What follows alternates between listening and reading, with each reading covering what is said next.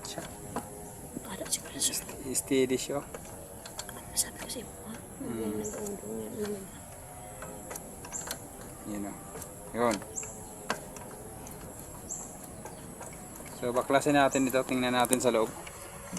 Tingnan nyo mabuti. Dapat nakaganyan yan siya. Ganyan lang dapat. Ganyan lang dapat para hindi siya mag-stack up yung preno natin. Pero once na ma-over yan, magaganyan yan siya.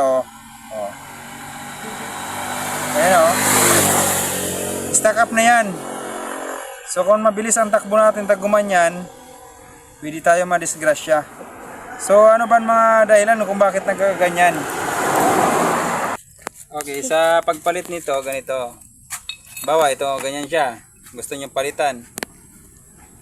Binubunot lang ito dito. So, for beginners lang Tapos yung ipapalit